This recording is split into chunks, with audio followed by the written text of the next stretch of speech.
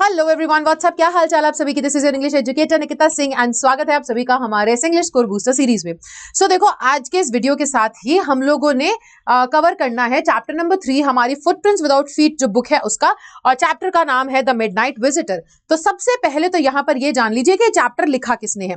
तो ये जो चैप्टर है ये लिखा है रॉबर्ट अर्थर ने। आप सभी जानते हैं ना कि भाई राइटर का नाम याद रखना बेहद जरूरी होता है आपके लिए, अगर आप अपना आंसर सही से फॉर्म करना चाहते हो, अगर आंसर सही से बनाना है ताकि लिखी हुई लाइन से पूरे पूरे नंबर मिले, कुछ कटे नहीं, तो आपको राइटर का नाम याद रखना होगा। अब आज की इस वीडियो के अंदर मैं इस चैप्टर का complete explanation through mind map, keywords and की फ्रेजेस, कैरेक्टर स्केच और साथ ही साथ चैप्टर की थीम आपके साथ डिस्कस करने वाली हूं। सो बेसिकली कंप्लीट समरी आपको मिलने वाली है अंडर 15 मिनट्स। तो करते हैं शुरू जल्दी से, ठीक है। तब तक आप सभी लोग कमेंट सेक्शन में राइटर का नाम लिखेंगे, रॉबर्ट अर्थर। उन्होंने ये चैप्टर लिखा है। अब सबसे पहले चैप्टर के बारे में अगर हम बात करें तो बेटा माइंड मैप पे आ जाते हैं। ये चैप्टर ना 3 लोगों के बारे में है। यहाँ पर जो मेन हाईलाइट है वो है हमारे एक सीक्रेट एजेंट के ऊपर जो कि स्पाई है, उसका नाम है ऑजिबल, और वहीं पर दूसरा इंसान है फाउलर। अब ऑजिबल और फाउलर के बारे में अगर देखा जाए तो फाउलर एक यंग राइटर है, ठीक है, जो कि चीजें लिखता है, नॉवेल्स वगैरह, आर्टिकल्स वगैरह लिखा करता है, और ऑजिबल एक सीक्रेट एजेंट है। तो क्योंकि हमारा फाउलर बहुत ही यंग है, इनएक्सपीरियंस है, तो उसे एक्चुअल में रियलिटी जो होती है ये स्पाइज की दुनिया की, यानी कि सीक्रेट एजेंट्स लोगों की दुनिया की, उसे नहीं पता है। उसने जो मूवीज में देखा है ना, जैसे कि हम लोगों ने हमेशा से देखा है कि भाई स्पाई या सीक्रेट एजेंट का मतलब है जेम्स बॉन्ड 007, यानी कि प्रॉपर सूट बूट एकदम जेंटलमैन बन के, सिक्स पैक एब्स, डोले शोले, वैसा ही दिखता होगा हर एक सीक्रेट एजेंट। क्योंकि यही चीजें हमें हर कहानी में, हर नॉवल में, हर मूवी में, हर टीवी शो पे देखने को मिलता है, राइट। ऐसा ही कुछ हमारा फाउलर भी इमेजिन करके बैठा था। लेकिन यहां पर अब ऑजिबल से वो मिलता है। अब उस बेचारे के दिमाग में ऑलरेडी एक पिक्चर थी, कुछ स्टैंडर्ड सेट थे, क्या होता है वो सब हम जानने वाले हैं। तो चलो चैप्टर को शुरू करते हैं। माइंड मैप कुछ इस तरीके से रोल आउट करता है कि ऑजिबल जो है वो एक है तो अमेरिकन, लेकिन अब वो कहां पर आकर के रह रहा है, वो पेरिस में आकर के रह रहा है, ठीक है। अब यहां पर बेचारे ने 20 साल पहले अपना घर छोड़ दिया था, बॉस्टन को छोड़ करके वो यहां आ चुका है, ठीक है। पर इसका अभी भी जो अमेरिकन एक्सेंट है वो चेंज नहीं हुआ है। अभी भी वो अगर फ्रेंच भाषा बोलता है तो पूरे अमेरिकन एक्सेंट के साथ ही बोलता है। खूब मोटा ताजा है दिखने में, ठीक है। अब कहानी कुछ इस तरीके से शुरू होती है कि ऑजिबल आगे आगे चल रहा होता है, फाउलर पीछे पीछे फॉलो कर रहा होता है। ऑजिबल जानता है कि फाउलर का मुंह बहुत ही ज्यादा लटका हुआ है, ये बहुत ज्यादा डिसअपॉइंटेड है, क्योंकि ये तो सोच के आया था कि ये एक बहुत ही मतलब ऐसे क्रेजी नाइट स्पेंड करने वाला है मेरे साथ, यानी कि एक सीक्रेट एजेंट के साथ, क्योंकि इसकी एक्सपेक्टेशंस वो थी जो कि रियलिटी से बिल्कुल भी मिलती जुलती नहीं है। यानी कि ये सोच करके आया था कि भाई ये जो मूवीज में देखता आ रहा है ना वैसा सब कुछ होने वाला है। तो ऑजिबल यही बात फाउलर को बोलता है कि आई एम सॉरी, तुम्हें तो लग रहा होगा कि तुम्हारी तो बहुत ही क्रेजी सा नाइट होने वाली है, बहुत क्रेजी एक्सपीरियंस तुम करने वाले हो, बट ऐसा कुछ नहीं हुआ। तुम्हारे तो सारे अरमानों पे पानी फिर गया, राइट। तो यहाँ पे अब यही बात करते करते ये ना एक बिल्डिंग के 6th और टॉप फ्लोर पे जो ऑजिबल का कमरा होता है उधर जा रहे होते हैं।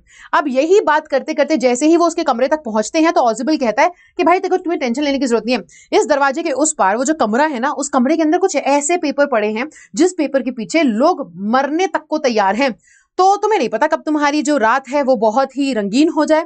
तो यहीं पर अब जैसे ही वो दरवाजा खोलते हैं, कमरे के अंदर घुसते हैं।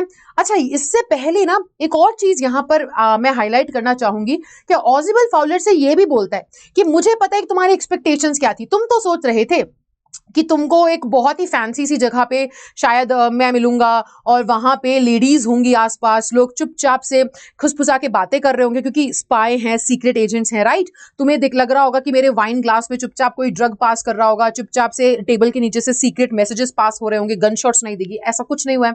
बट फिर वो बोलता है कि अब ये दरवाजे के पार जो है ना एक ऐसा पेपर रखा हुआ है कि उसके पीछे लोग मरने को तैयार हैं। उतने में वो जैसे ही दरवाजा डोर नॉब को ऐसे रोटेट करता है और दरवाजा खोलता है, फाउलर अंदर जाता है। फाउलर के अंदर जाते के बाद हमारा ऑजिबल भी अंदर घुसता है, दरवाजा बंद करके जैसे ही लाइट ऑन करता है देखता है कि कमरे के उस पार एक आदमी खड़ा है गन लेकर के, ठीक है, और उसने गन ऐसे सीधा पॉइंट कर रखी है ऑजिबल और हमारे फाउलर की तरफ। अब यहां पे ये आदमी है कौन? ये है मैक्स, जो कि एकदम फॉक्स जैसे फीचर्स हैं, पतला सा आदमी है। ऑजिबल उसे देखते ही बोलते कि अरे मैक्स, तुमने तो मुझे डरा ही दिया यार, तुम मेरे कमरे में घुसे कैसे? मैं ना मैनेजमेंट के साथ क्या करने वाला हूं, बहुत ही ज्यादा कलेश कर दूंगा इस बात को लेकर के कि भाई ये दूसरी बार हो रहा है, लोग मेरे कमरे में बालकनी से चढ़ करके घुस आ रहे हैं।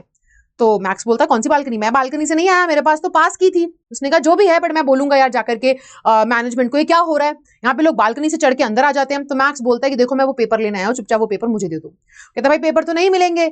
अब यहाँ पर बात होने लगती है बालकनी के बारे में। तो चुपके से ना बहुत स्मार्ट तरीके से ऑजिबल बालकनी है इस कमरे में और कहाँ पे है बालकनी ये दिमाग में भर देता है मैक्स के। वो बोलता है कि देखो ये जो कमरा है, इस कमरे में सामने तो बालकनी नहीं है, थोड़ा साइड में है यहाँ पे बालकनी, और ये कमरा पहले कंबाइंड कमरा हुआ करता था, यानी कि ये मेरा रूम है, इसके बाजू में तो दूसरा रूम है, इसके बीच में दीवार नहीं थी, ये एक सिंगल बड़ा सा रूम हुआ करता था और सेंटर में बालकनी थी। अब एक दीवार आ गई है तो वो बालकनी अब थोड़ी सी साइड में खिसक गई है, ठीक है।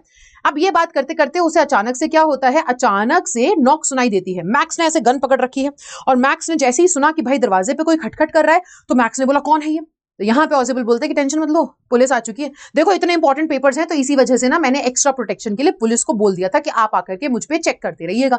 अब पुलिस आ चुकी है और देखो अगर मैंने दरवाजा नहीं खोला ना तो वैसे भी दरवाजा अनलॉक्ड है, पुलिस बिल्कुल नहीं हिचकिचाएगी अंदर आने में, और वो अंदर आ जाएगी, वो शूट भी कर देगी। तो तुम सोच लो, ठीक है, अगर मैंने जवाब नहीं दिया तो, और खटखट खटखट जो नॉक है वो लाउड होती चली जाती है, बाहर से आवाज आती है मिस्टर ऑजिबल, मिस्टर ऑजिबल। अब मैक्स की हालत हो जाती है खराब। मैक्स कहता है कि ठीक है तुम एक काम करो, तुम पहले पुलिस को यहाँ से भगाओ। वो गन को उसकी ओर साधे हुए, निशाना एकदम ऐसे उसने लगा रखा है, वो पीछे पीछे जाता है और वो खिड़की जो थी छोटी सी, उस खिड़की के, अब बाहर अंधेरा हो चुका है, खिड़की के पार दूसरी तरफ एक पैर लटकाता है और वो ऐसे गन को बस जैसे तैसे बैलेंस कर रहा है। एक तरफ से उसने खिड़की पे अपने आप को पकड़ा हुआ है और उसने बोला जल्दी से पुलिस को यहाँ से भगाओ, मैं तुम्हारे ऊपर ही मेरा पॉइंट है गन का, ठीक है।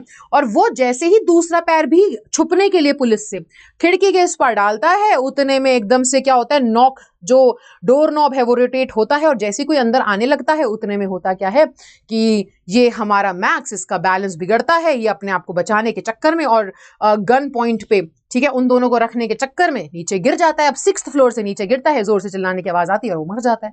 और हम देखते हैं कि डोर्स पे जो नॉक कर रहा था, अब जिसने एंटर किया है वो तो एक वेटर है जो एक बॉटल और ग्लासेस लेकर के आया है। अब फाउलर देख करके हैरान हो जाता है, वो कहता है अरे पर पुलिस, वो कहता कोई पुलिस नहीं है, वो कहता लेकिन मैक्स ना, मैक्स भी गया क्योंकि कोई बालकनी भी नहीं थी। अब यहाँ पे हमारी कहानी खत्म हो जाती है और ये था हमारे चैप्टर का माइंड मैप।